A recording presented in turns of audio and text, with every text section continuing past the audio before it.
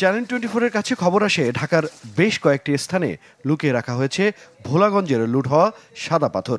এই তথ্য র্যাবকে জানানো হলে কাঁচপুর সেতুর উত্তর পাশে শীতলক্ষ্যা নদীর পাড়ে সুকুরশি ঘাটে অভিযান চালায় তারা।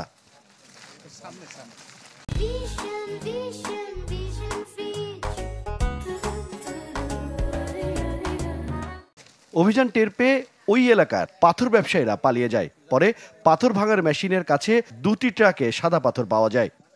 এই যে ভোলাগঞ্জের বড় বড় পাথর দেখতে পাচ্ছেন, এই যে বড় বড় পাথরগুলো, এই পাথরগুলো এইখান থেকে উঠে ভেঙে এক একটা সাইজ অনুযায়ী এক এক দিকে চলে গিয়েছে। অর্থাৎ এখন চেনার উপায় নেই। আপনি যদি এইভাবে দেখেন, যদি খালি চোখে দেখেন, এই অবস্থায় দেখলে আসলে চেনার উপায় নেই।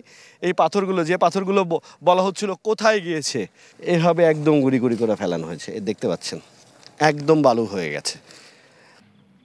স্থানীয়রা বলছেন বেশ কিছুদিন ধরে এসব পাথর এই এলাকায় আনা হয়। তারা জানান এর আগে সিলেটের পাথর এখানে আসতো না।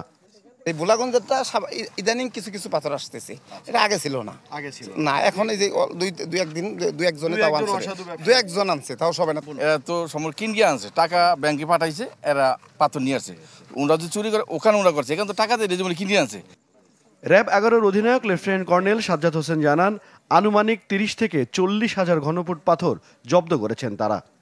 এই পাথর আমরা 7টা গদিতে এবং বিপুল পরিমাণ পাথর, এটা পরিমাপ করলে হয়তো বোঝা যাবে, but not less than 30 to 40,000 cubic, মানে ঘনফিটের কম না। কিভাবে সিলেট থেকে ঢাকার পথে আনা হলো এবং এর পেছনে জড়িতদের ধরতে অভিযান চলছে বলেও জানায় র্যাব। এটার সাথে কারা কারা সংশ্লিষ্ট, অবশ্যই আমরা এখান থেকে শুরু করলাম, এবং এটার রুটে কারা এটার সাথে সংশ্লিষ্ট ছিল সেটাকে খুঁজে বের করাই হচ্ছে আমাদের কাজ। এবং আমরা পরবর্তীতে ধাপে ধাপে আমরা এবং এটার তো নিয়ে একটা মামলা নিশ্চয়ই হবে, সেই মামলা একটা তদন্ত হবে, তদন্তকারী অফিসার থাকবে, অবশ্যই এটা নিয়ে একটা ডিটেল তদন্ত হবে, এটা নিয়ে কমিটি গঠন করা হবে।